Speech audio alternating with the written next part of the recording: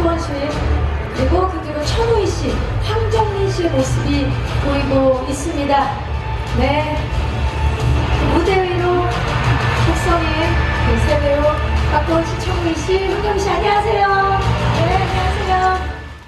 굉장히 평범한 일상의 그 경찰의 뭐 나른한 삶 속에서 그 의문의 사건이 터지고, 그리고 그것들을 이제 딸인 제 딸에게 그런 어떤 증상들이 또 네. 생기고 하면서 그걸 해결해 나가는 입장인 그 과정이 굉장히 혼란스럽고, 그리고 감정이 변화가 점점 되는 과정이 굉장히 힘들었고, 고통스럽고. 평범하게 시작했으나 그 엄청난 심리적 변화와 사건에 휘말리시는 분들이 많은데, 곡성이 전작들과는 달리 15세 이상 관람 등급을 받았습니다. 그래서 더더욱 지금 궁금증이 높아지고 있습니다. 어떤 영화입니까? 15세에 관련해서요? 아니요. 곡성은 어떤 영화입니까?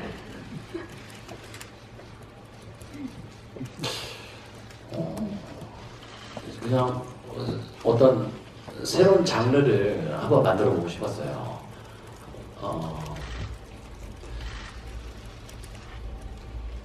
어떤 기존에 우리가 장르 영화라고 규정짓는 그 장르 영화 안에서의 다양한 장르들, 이런 장르들의 어떤 변칙적인 믹싱을 통해서 변종 장르 하나를 만들어 보고 싶었거든요. 예.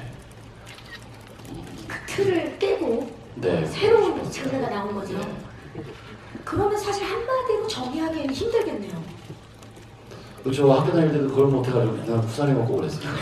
쿠사리는 꾸중을 표현하는 거죠. 예. 학교 다닐 때 꾸중을 들었다라는 얘기를 급작스럽게 해주셨는데, 근데 진짜 우리 감독님은 늘 새로운 게, 전작 뭐 추격자도 그렇고요. 정말 추격자를 처음 봤을 때 완벽한 스릴러가 나왔다라는 생각을 했거든요. 그러니까 어떤 완벽한 스릴러의 시작을 알렸다면, 이번에는 또 전혀 새로운 복합적인 장르의 문을 여는 건 아닌가라는 생각을 해봅니다. 맞습니까, 감독님? 아, 네, 감사합니다. 저 추격자를 다시 볼 때마다 좀 뭐 다른 감독님들도 그러시는지 모르겠지만 이 부족한 점이 너무 많은 영화를 해가지고 그런 점이 계속 아쉽잖아요. 그래서 항상 그런 부분들을 막 어떻게 좀 보완하고 더 좋은 영화를 만들려고 하는데 하여튼 이번에도 최선을 다했습니다. 본인 스스로의 작품을 복귀하고 또 보완하기 위해서 노력해서 6년 만에 나온 작품이 곡성입니다, 여러분. 곡성. 지금 감독님의 정말 고민 어린 이야기를 듣고서 정말 더 영화에 대한 기대감이 높아지고 있는데요. 과연 곡성의 현장은 어땠는지 많이들 궁금하실 것 같습니다. 그래서 준비해봤습니다. 곡성 180일간의 이야기, 제작기 영상을 통해서 만나보시죠.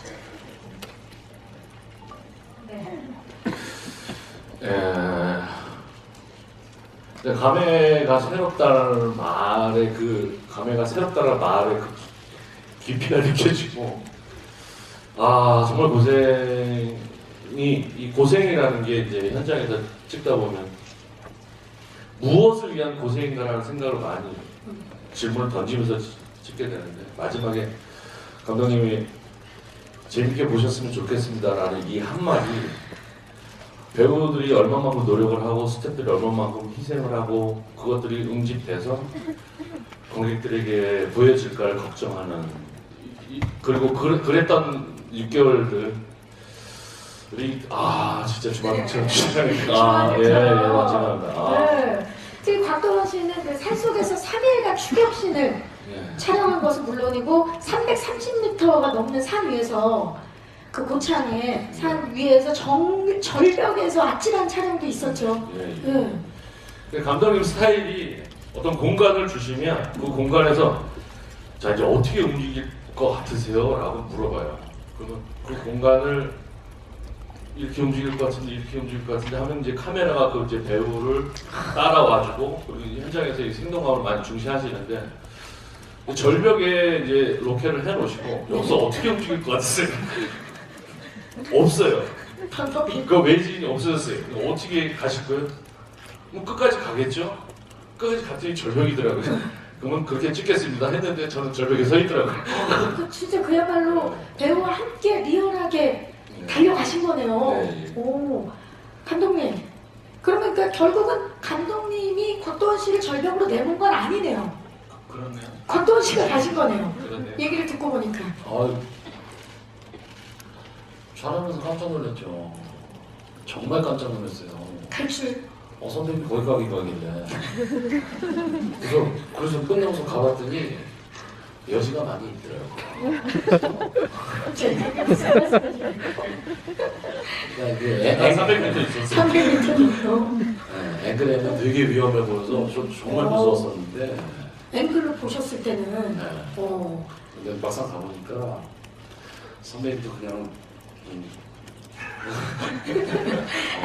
적절한 타입을 하신 것 같아요. 근데 지금 또 앵글 얘기를 하셨는데 또 그 앵글의 구도를 잡으신 분이 설국열차 홍경표 촬영 감독님과 함께 이번에 처음으로 작업을 하신 걸로 알고 있는데 어떠셨나요? 훌륭했죠. 정말 많이 배웠습니다. 제가 처음 그 감독님 모실 때 아까 영상에서 나오신 분인데 제가 진짜 저랑 띠동갑이세요. 저보다 한 텀이 많으신 분인데 제가 선생님이라고 모시고 정말 배우겠다는 생각으로 모시겠습니다 하고 이렇게 간 거죠. 실제로 진짜 많이 배웠어요. 일단 이게 좀 안 좋은 표현일 수도 있는데 그분은 짐승 같아요. 그러니까 본능적으로 한다는 거죠? 충고로 가시는 거죠. 그러니까 제가 막 상대적으로 계속 대단했어요. 이거는 뭐 감독님도 놀랄 정도로 그 본능적인 스킬. 네. 실제로 지금 영상 작업은 막바지잖아요. 네. 거의 완성이 된 거나 다름없는데 사실 이 화면의 퀄리티를 보고 정말 깜짝 놀랐습니다. 대단하신 분인 것 같아요. 나홍진 감독님이 이렇게 놀랄 정도면 관객들은 또 얼마나 놀랄지 저도 기대를 해보도록 하겠습니다. 이 감독님 총 121회차 중에 80%에 달하는 97회차가 로케이션 분량입니다. 네. 예, 촬영 지역만 해도 보니까 곡성, 함양, 철원, 구례, 순천, 장성, 해남, 화순, 고창, 장수, 진안까지 맛집들이 많은 곳이기도 한데요. 예, 죄송합니다. 저도 모르게 장소를 보니까 이렇게 많은 장소로 오가면서 촬영을 하셨는데 그러니까 로케이션을 많이 감행하실 이유 여쭤봐도 될까요? 예.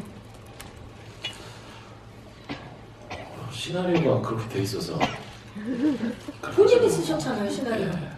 네. 이 세트를 기피하고 싶었어요. 그러니까 이런 거죠. 이 한옥이라는 특징이 안에 창문이 없더라고요. 그러니까 안에 창문이 없는 이 방 안과 이 밖에 이 노출의 차이가 어마어마하잖아요. 그렇죠. 그 한옥을 찍을 때 그게 되게 재밌었어요.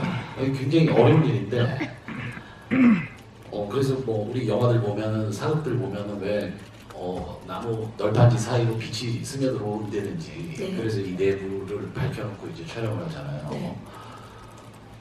근데 저는 그 실제로 그 밖에 있던 빛에 있던 빛 속에 있던 인물이 그 방 안으로 들어갔을 때 그 어둠 속으로 확 들어가는 그런 느낌. 그 느낌을 제대로 리얼하게 살리고 싶으신 거죠? 뭐 그런 느낌을 살리고 싶었던 거죠. 네. 그 느낌을 살리기 위해 시나리오상의 그 느낌을 100% 구현하기 위해서 이렇게 많은 장소들에서 정확한 장소를 찾기 위해 노력을 하신 거네요. 그렇죠. 네. 아 진짜 그래서 시간이 이렇게 오래 걸릴 수밖에 없었겠구나라는 생각도 듭니다. 아니 분량이 원래 길었어요 시나리오. 아니, 러닝 타임도 실제로. 그럼 로케이션을 이렇게 찾는 그 과정도 기셨잖아요, 사실. 길었죠. 그렇죠. 예. 어떤 작품이 나올지 지금 얘기를 나누면 나눌수록 너무 궁금한데 황정민 씨는 이번에 엄청난 스타일에 또 변화가 있으셨어요. 어떤 스타일? 아니, 우리가 생각하는 무속인과는 굉장히 다른 올백으로 머리를 묶고 수트를 입은 무속인입니다. 네. 이 원래 시나리오상에 있었던 스타일입니까? 아니면 황정민 씨가 아이디어를 좀 내신 건가요?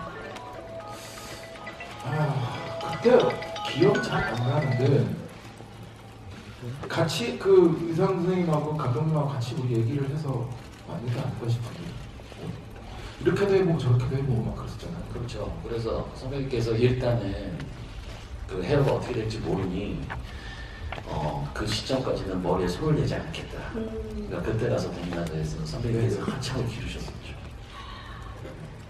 전혀 기억이 없어요. 어떻게. 근데 이제 기억을 되찾아가는 과정입니다. 그래요? 오늘이 오늘 이 자리가 기억을 되찾아가는.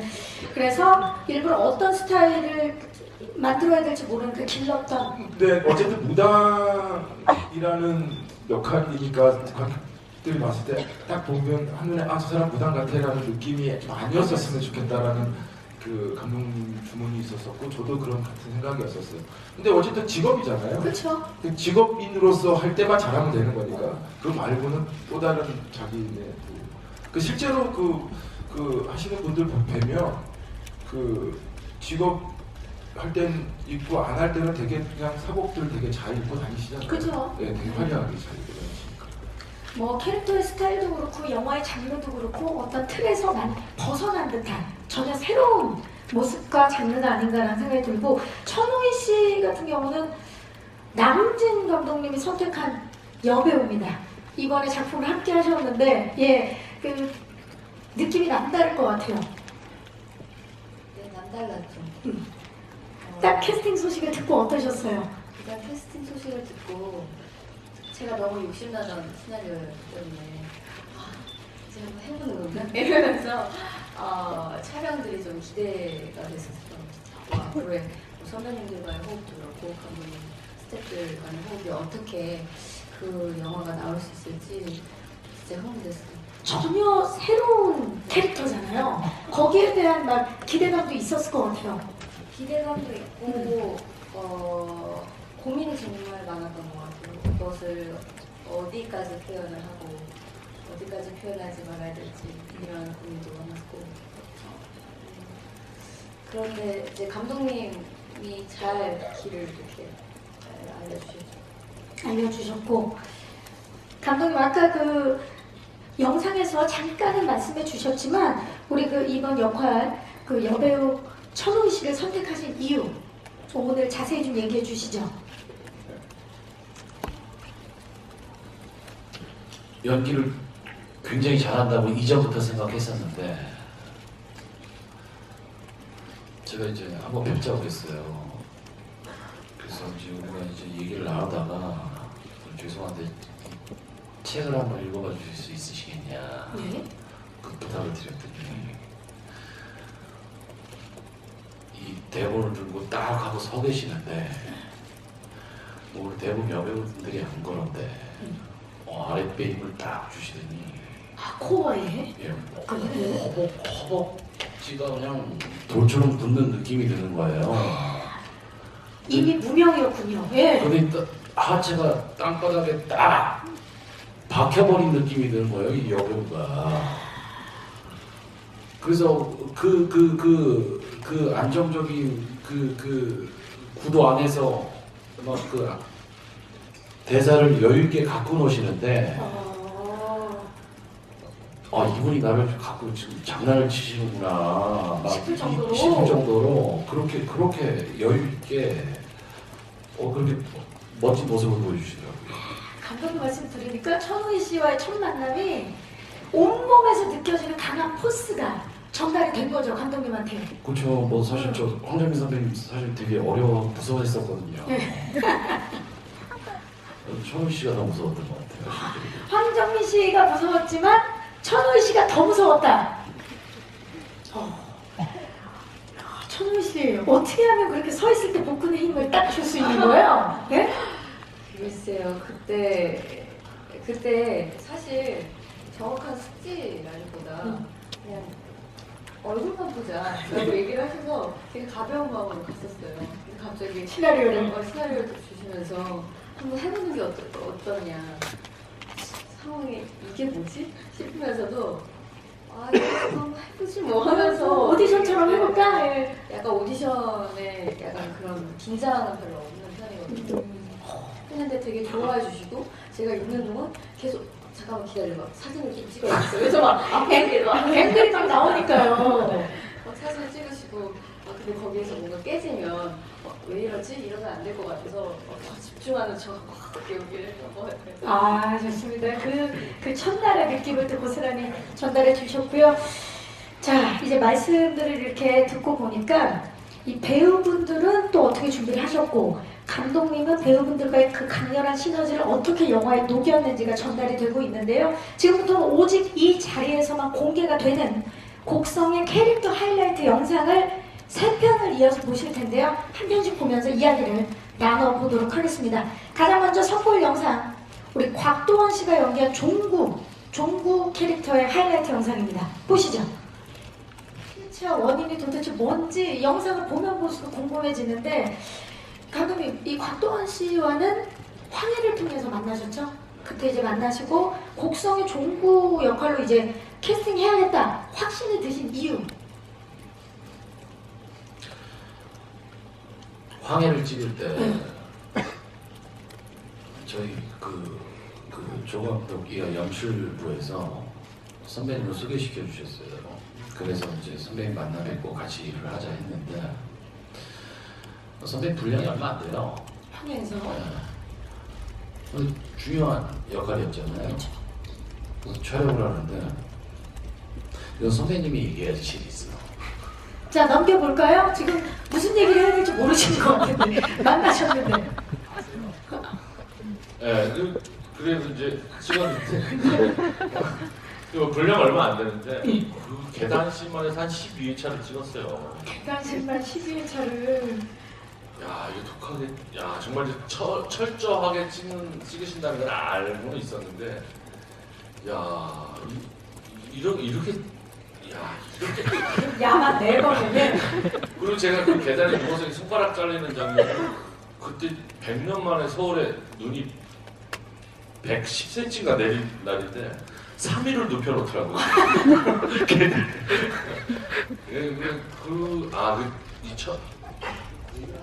네, 그렇게 하면서 이제. 예, 지금 사인이 안 맞고 있죠? 예.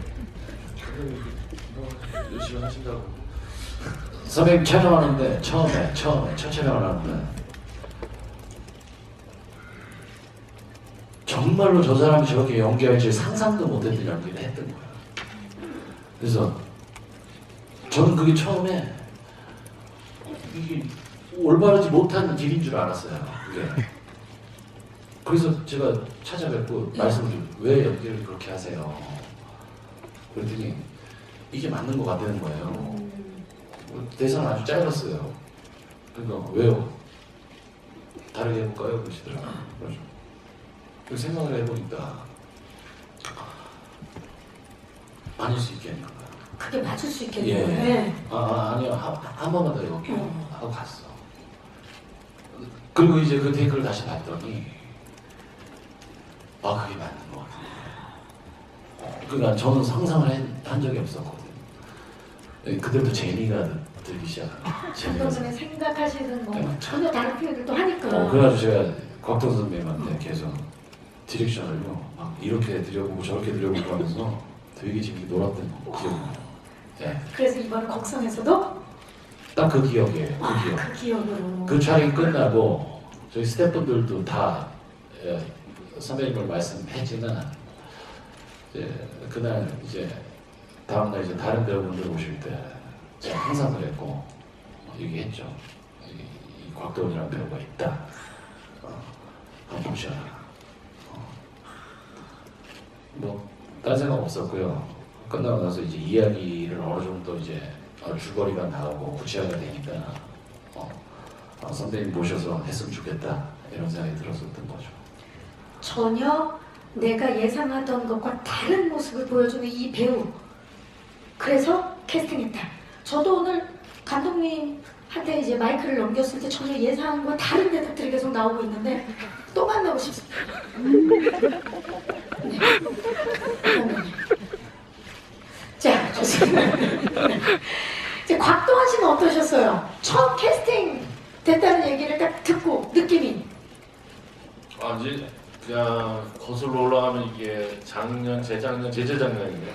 재작년 10월 달쯤에 갑자기 뜬금없이 전화가 네. 와갖고 잘 지내시냐고 그래갖고 만났으면 좋겠다고 그래갖고 이제 만나서 건대 양꼬치집에서 소주 한잔 하면서 어떻게 살았냐 뭔 얘기 이 얘기 저 얘기 이제 하면서 시나리오 이제 얘기를 하고 근데 그때는 몰랐어요. 그리고 두 번째가 다시 만났을 때인가 작품 어떤 역할이신지 혹시 아시냐고 조연 워낙 이제 디테일하게 이제 장소든 배우든 디테일하게 이제 선택을 하시는 걸 알고 있기 때문에 조연 배우도 이렇게 또 까다롭게 고르시는가 보다 그랬었는데 주인공 역할이라고 그러시더라고요.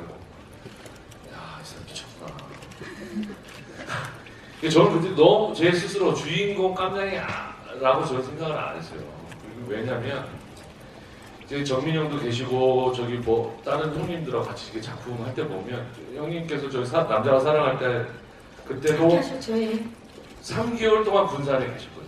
그 로케 현장에 집으로 한 번도 안 올라가시고 계속 그 자리에서 스태프들 어우르고 조연, 단역, 배우들 다 어우르면서 또 해가 뜨기 전에 시간이 남으면 밤신년대 해가 뜨기 전 기억나는 게 밤신년대 이제 시간이 남으면 다른 앵글로 한번 또 찍어보자라고 의견도 내시고 하는 남는 시간 뭐하냐 놀지 말고 찍자라는 분위기 그 정도로 이제 갖고 계신 이제 그릇이 굉장히 크시다는 걸 알고 우리 형님들도 다 다른 형님들도 그렇다는 걸 알고 있기 때문에 제가 주인공이라는 걸 했을 때 이거를 할 수 있을 거라는 생각을 많이 했어요. 그런데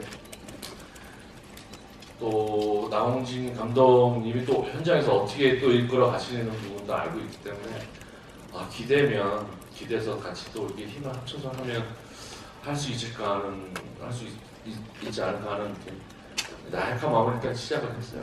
우리 또 나홍진 감독님의 우리 곽도원 배우에 대한 믿음과 또 곽도원 배우의 겸손함이 묻어나는 대답이 아닌가 싶습니다. 예, 곽도원 씨가 촬영하면서 그렇게 비맞는 현장이 많았다고.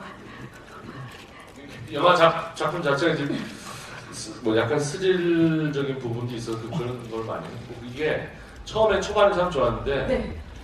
날씨가 점점 추워지면서 얼어서 어른데 계절은 또 가을 분위기고 해서 저도 고생 많이 저는 근데 잠바도 입고 해서 안에 뭘 할 수 있었는데 우희 씨가 그냥 호껍데기 하나 입고 뭘 안 해 뭘 할 수가 없는 그런 지경 겨울에 막 찍으셔갖고 그러면 할 말이 없는 분위기였겠네요. 우희 씨가 저는 그래도 그나마 나았어요.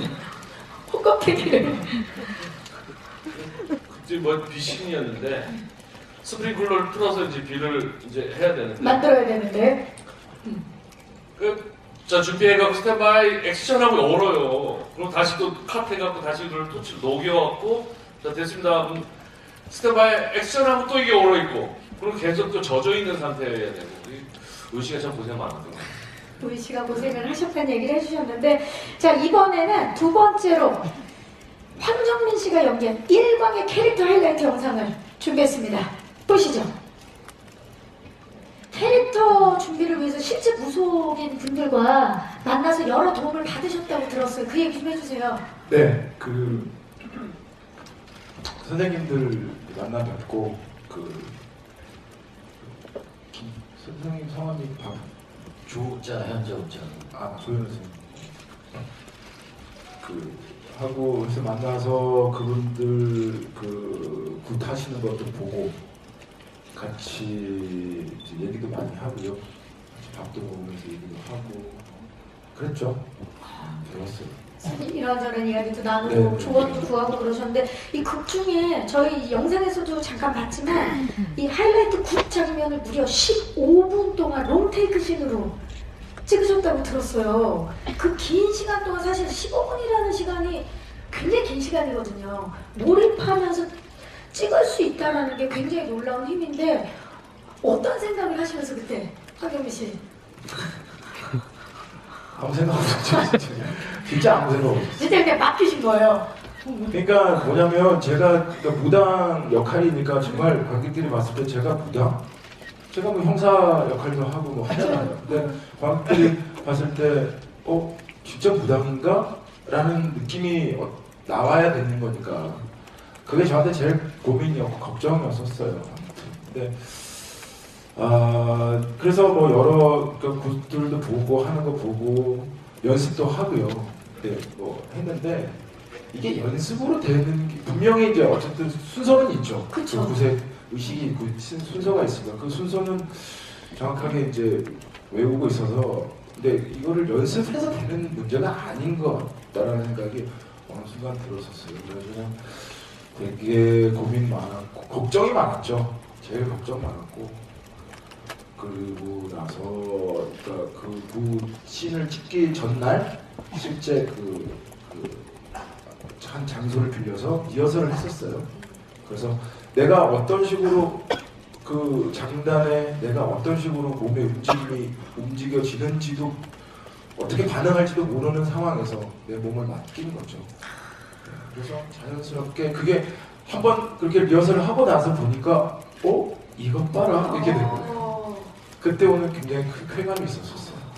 그러니까 그때 예를 들어 연습할 때도 그냥 뭐 이렇게 계속 하는데 좀 신기한 게 그 굿복을 입고 싹 입을 때 오는 그 이 뒤가 성형하게 싹 느낌이 있어요.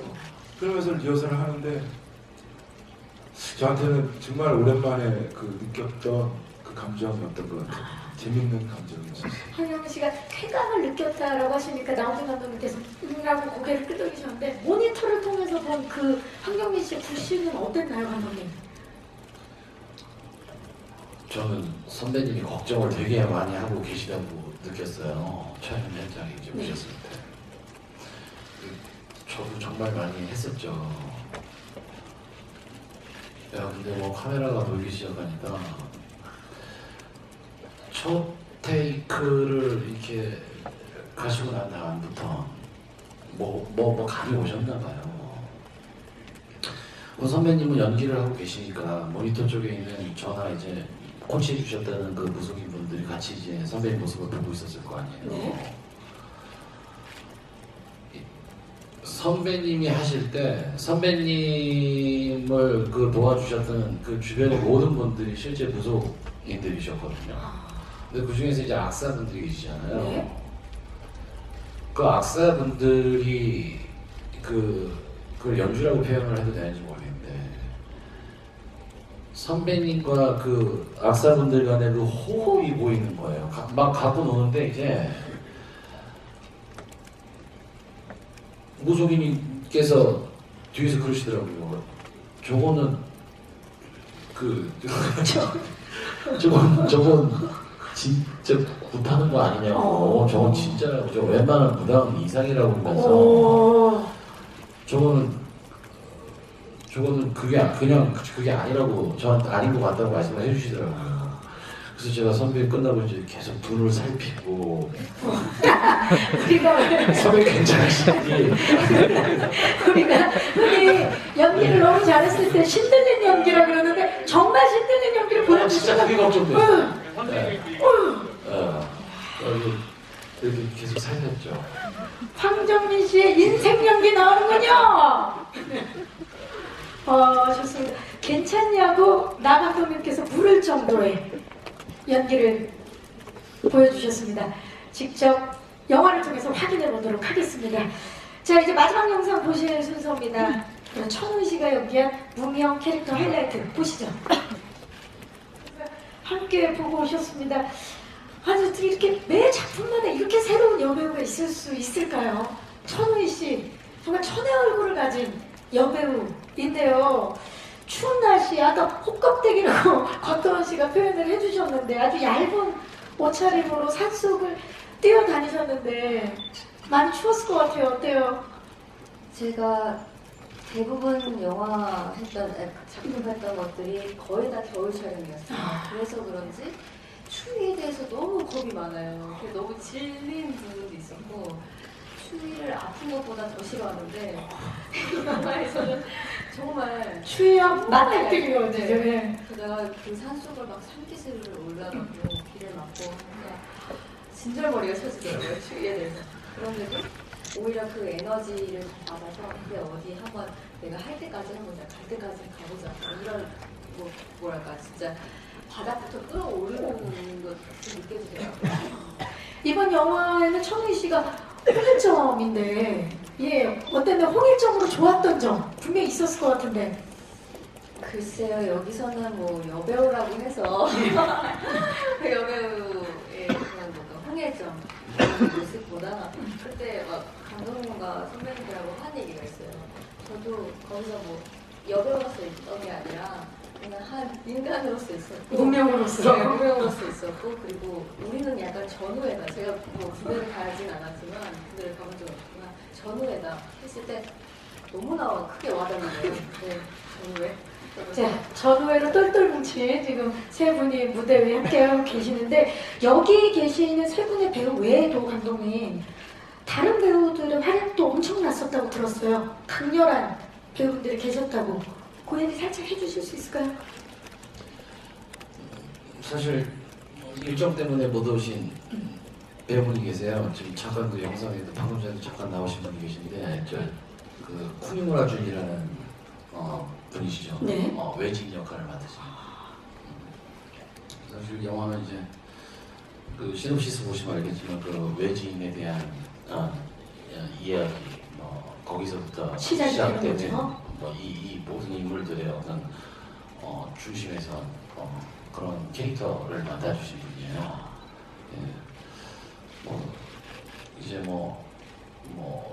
여러분들 영화 보시면서 그리고 영화 보신 그날 아마 선생님께서 오셔서 인사드리고 또 이제 소개해드릴 것 같은데 저도 그게 옳다라고 생각했고 선배님도 그게 옳다라고 생각했던 모양이에요. 어쨌거나 우리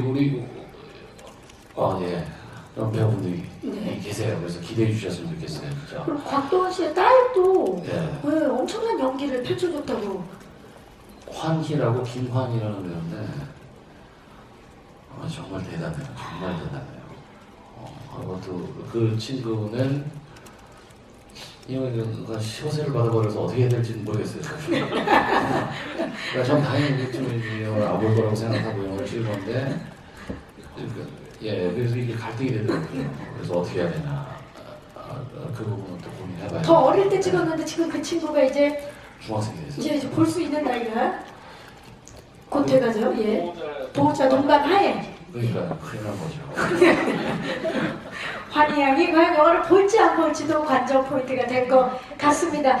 자, 제가 준비한 질문은 여기까지고요. 이제 마이크를 우리 기자님들께 넘겨보도록 하겠습니다. 2016년 가장 기대작이기 때문일까요? 오늘 정말 많은 기자분들께서 자리를 채워주셨는데요. 질문 있으신 우리 기자님들은 손을 들어주시면 제가 마이크를 우리 스태프께서 넘기도록 하겠습니다. 네, 안녕하세요. 네, 안녕하세요. 저 허리우 리포터 이승원 특파원이라고 합니다. 네, 안녕하세요. 네, 감독님께 질문 드리는데요. 헐리우드 쪽도 그렇고 해외 분들 이렇게 얘기 들어보면은 우리나라처럼 이렇게 영화가 이렇게 날 것 같은 느낌이 드는 영화는 참 없는 것 같아요. 지금 영상도 보면은 배우님들 얘기도 들어보면 이렇게 몸을 던져서 이렇게 촬영하시고 하셨는데 질문이 이번에 폭스 쪽이랑 이제 작업을 하셨잖아요. 그래서 기존 이렇게 작품 하시던 거랑 좀 차이점이 있으셨는지에 대해서 말씀 부탁드립니다. 네. 감독님 차이점이 좀 있나요? 어마어마하죠. 일단 말이 안 통해요. 예상 외 대답을 하시는 것 같은데. 그리고 또 무슨 말을 한번 주고받으려면 얼굴 한번 보려면 일단 내가 그거 갈게 해도 이틀 걸리고요. 말이 잘 안 통하고 그러죠. 지금 제작기가 사실 한 5년인데 이게 6년이라고 할 수도 있고 5년이라고 할 수도 있는 이게 애매한 하여튼 긴 업의 시간인데 시점에서는 5년, 그렇죠. 그 다시 없지도 않죠. 근데 이제 이건 있었어요. 차이는 전혀 손대지 않았어요. 네, 전혀. 어떤 말씀도 안 해주셨어요. 그냥 믿어주셨고 처음부터 끝까지 믿어주셨어요. 그 차이가 있었던 것 같아요. 있는 그대로. 네. 감사합니다. 좋은 대답을 듣길 바라면서 또 질문 있으신 우리 기자님 손을 들어주시면 마이크 빠르게 전달하도록 하겠습니다. 또 계십니까? 오늘 기자님들 정말 많이 와주셨는데요. 계십니까? 자, 지금 아무래도 또 질문을 생각하셔야 될 수도 있고 아니면 오늘 또 이야기 중에 워낙 많은 이야기들이 네.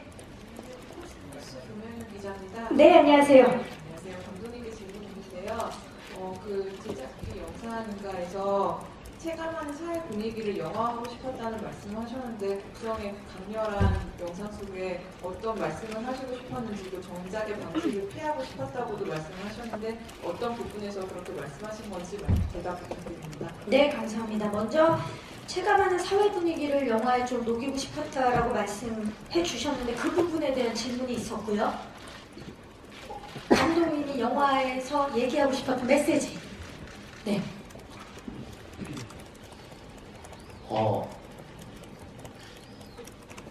제가 계속 지금까지 집중해왔던 것은 어떤 사건이었고 그 사건을 객관적으로 놓고 보자면 그 가해자에 좀 집중된 그런 영화들을 만들어왔어요. 두 편밖에 안 되지만 저는 그 과정에서 당연히 이제 피해자가 영화 안에서 존재를 했는데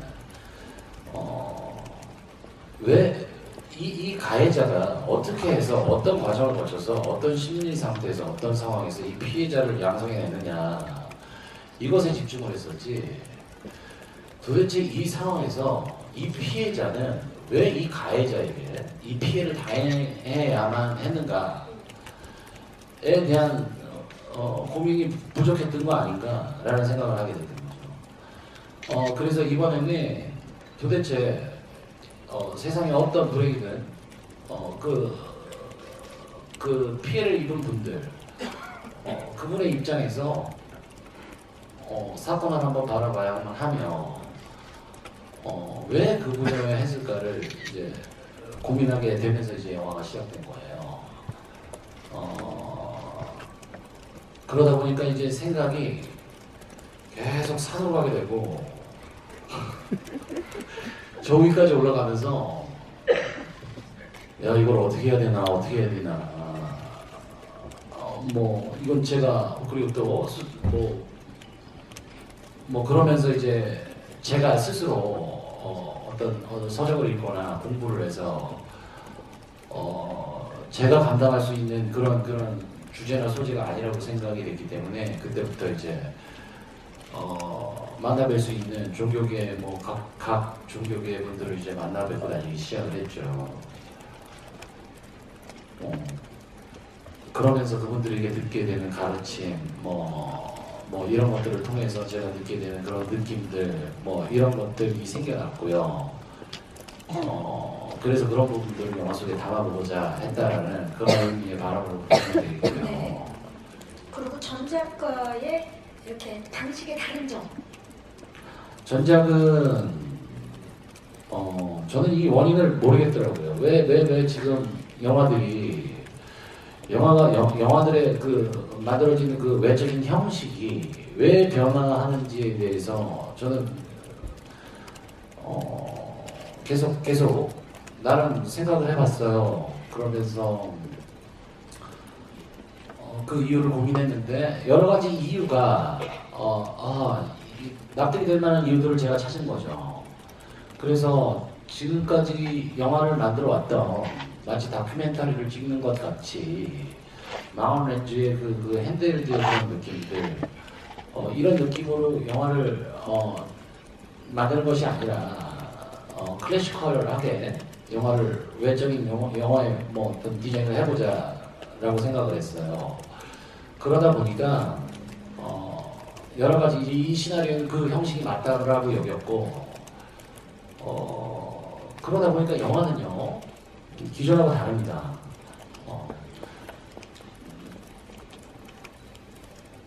빠르게 막치고 역동적이고 물론 이런 장면이 있습니다면 그것을 통해서 다른 것을 얻고자 해요. 그리고 이 영화는 그 과정의 연속을 통해서 보는 분들께 어떤 영향을 미치게 될 거예요. 그것의 영향을 통해서 과정을 통해서 그것이 2시간 30분에 달했을 때 이 영화가 관객에게 어떤 영향을 최종적으로 미칠 것인가? 아마 이런 부분들이 이 영화가 그 전에 아주 지역적이고 즉흥적이고 그 부분적이었던 과거의 제 영화와는 다른 그 외적인 그런 스타일의 차이인 것 같아요. 네. 물론 여기에는 홍준표 촬영 감독님이라는 정말 놀라운 촬영 감독님이 계셨기 때문에 가능한 일이었고요. 네, 감사합니다. 영화를 보는 관객분들께서도 전혀 새로운 장르의 그 새로움을 느끼게 되지 않을까라는 생각을 해봅니다. 또 질문 있으시고 우리 기자님? 네. 드리고 싶은데요. 네. 그 영화가 15세 이상 관람 같은 걸 받았을 때 좀 화제가 됐었는데 좀 저녁 때와 다르게 이렇게 하신 게 어떤 기획 단계부터 좀 생각을 하신 건지 좀 영화 등급에 대해서 어떤 배경이 있으셨던 건지 궁금합니다. 제가 황해를 개봉했을 때 극장을 갔었어요. 네. 맨 뒷좌석에 앉아서 영화를 보는데 그때가 크리스마스 때였거든요. 그 연인이겠죠? 저 앞에서 연인 두 분이 영화를 보시는데 갑자기 여자분께서 숨으시는 거예요? 엎드리시는 네, 거예요? 엎드려요? 그 잠바를 뒤집어 쓰시더라고요. 제가 그 크리스마스 때 그 두 분이 그런 모습을 보고 뭐 누군가가 보자고 해서 왔을 텐데 남자친구를 확률이 크죠. 예. 굉장히 죄송스러웠었어요, 진짜. 너무 죄송스러워서 이거 남의 이 중요한 날 내가 지금 무슨 짓을 한 거구나 이런 생각이 들었어요. 근데 추격자 때는 그 표현에 절제를 해야 된다고 분명히 여기고 갔고요. 황해는 그 절제를 할 필요가 없는 영화였다라고 생각을 했어요. 했는데? 네. 묘사해야 한다라고 생각했던 영화죠. 근데 그 이미지가 아직도 생생해요. 그분은 흰 옷을 입고 계셨고요. 그 여성분이요? 예. 흰 옷을 입었고요. 예. 네네. 자, 그래서 이번 영화는 플롯과는 무관하게 서사와는 무관하게 그 철저히 미술과 어떤 디자인적인 요소 그리고 분장 이런 것으로 그 자극을 미술적인 미장센적인 뭐 그런 자극으로 변화를 시키겠다. 그런 직접적인 묘사는 될 수 있으면 피했어요. 네. 그렇다고 해서 네. 참 아니야 이거는 하면 안 될 것 같아. 무엇이길래? 그 기획 단계부터 그래서 그 부분들을 준비를 했고요. 그럼 시나리오 작업하실 때부터 이번에는 수위를 좀 15세 정도로 생각하고 작업을 하신 건가요?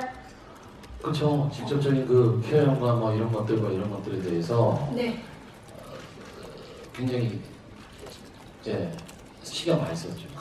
그리고 제가 진심으로 이 자리를 빌어서 그날 크리스마스 때 싸우셨을 걸로 예상되는데 진심으로 사과드리겠습니다. 그 황해가 아마 12월 21일이나 22일 날 개봉했을 거예요.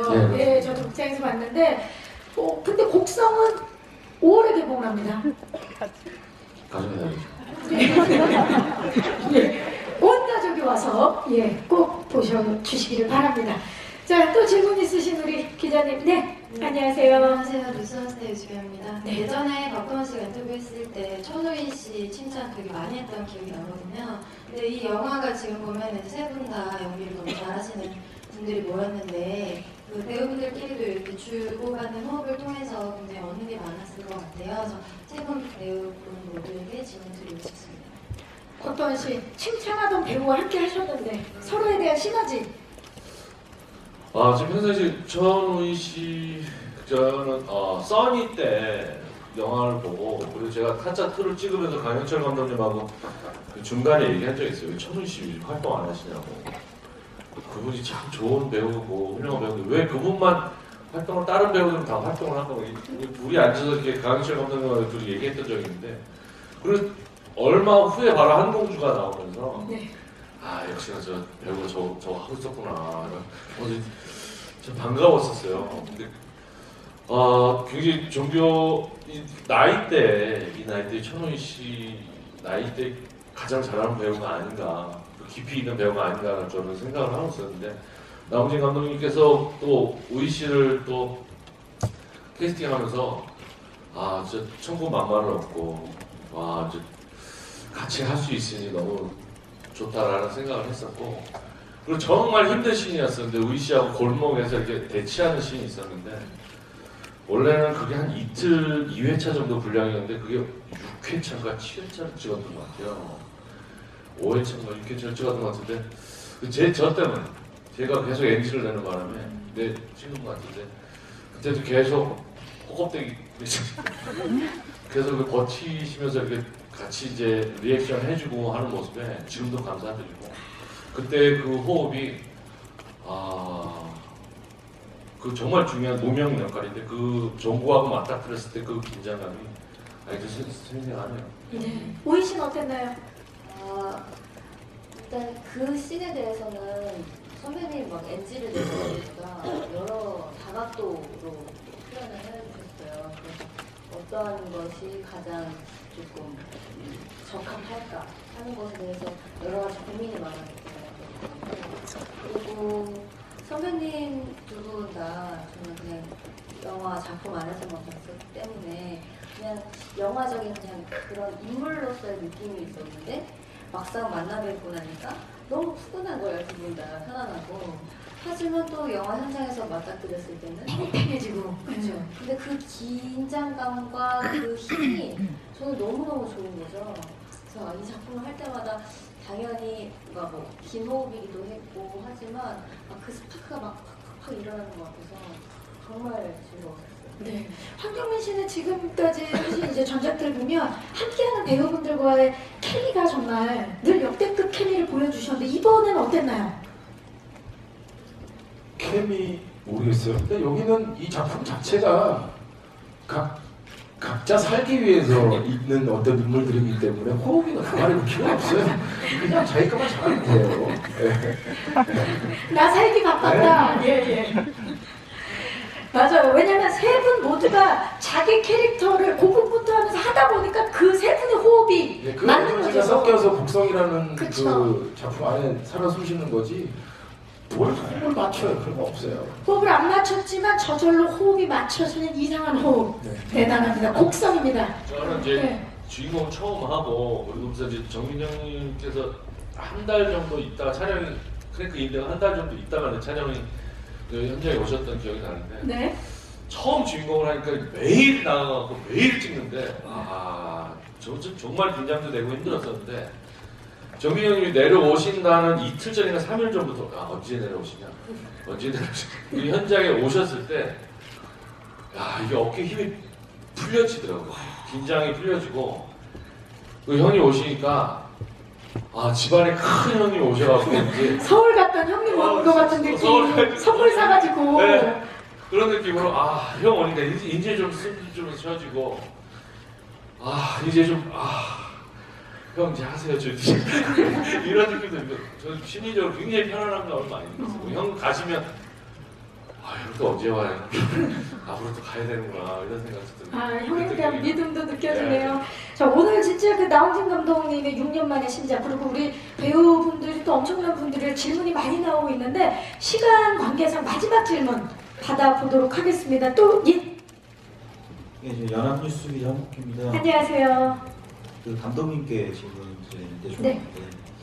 그 배우들이 한결같이 시나리오에 큰 매력을 느꼈다고 답을 하셨는데 2년 8개월이라는 시간 기간에 걸쳐서 공을 들인 이 시나리오는 어떤 계기로 어떤 과정을 거쳐서 탄생한 건지 궁금하고요.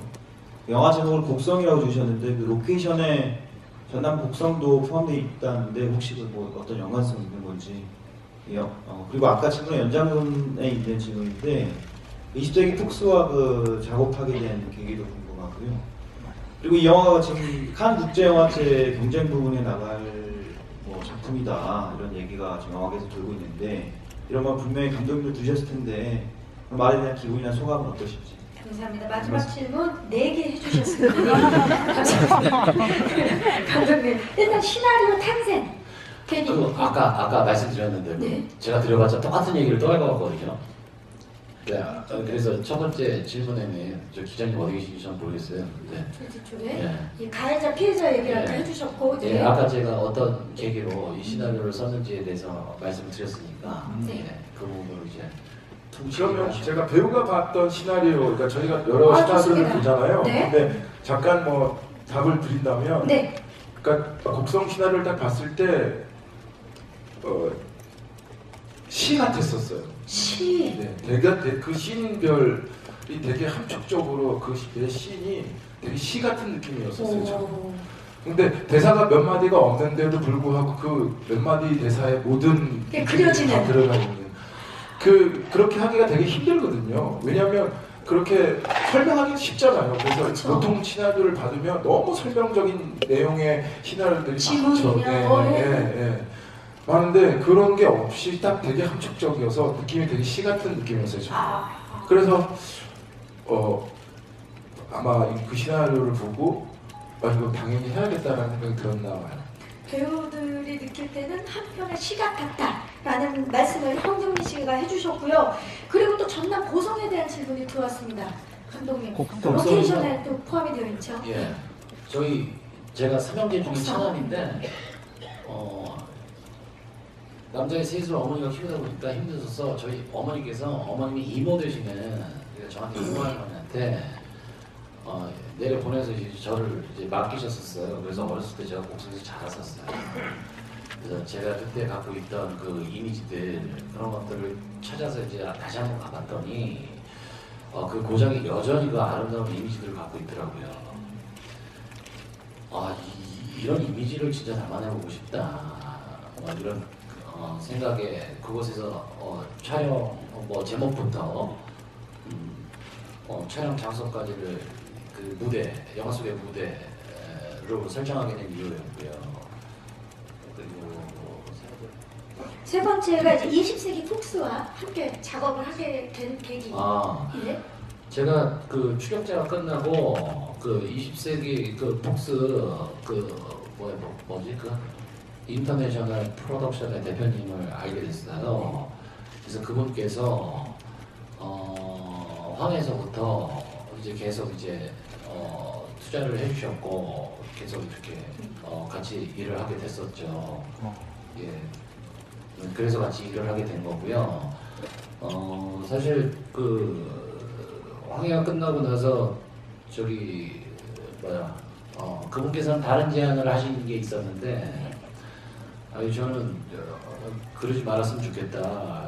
나는 여기서 좀 작업을 더 하고 싶다. 그런 말씀을 드리면서 이제 여기서 작업을 하게 된 거죠.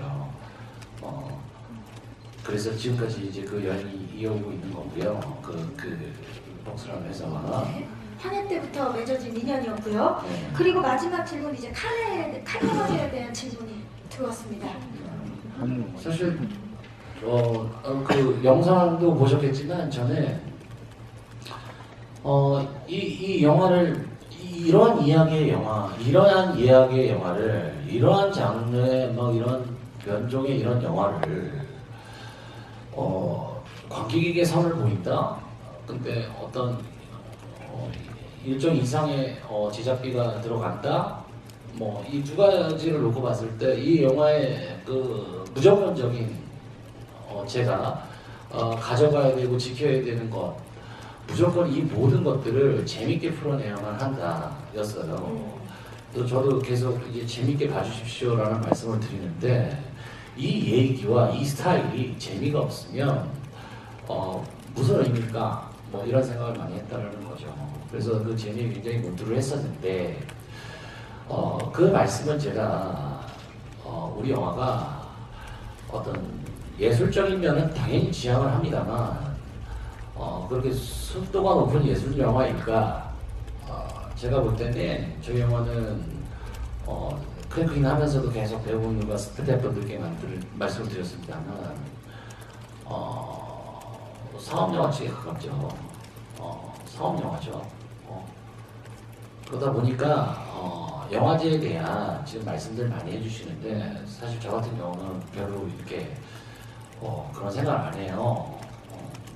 정말 제가 진짜 속도가 그렇게 막 진짜 이건 누가 봐도 예술 영화다 싶은 예술 영화를 만들었을 때라면 욕심도 생기고 그랬겠지만 지금 어떤 특정 영화제에서 저희 영화를 초대를 해주신다면 그것만으로도 그냥 크게 감사드릴 뿐이고 뭐 기대를 하거나 이런 지점은 없어요. 네.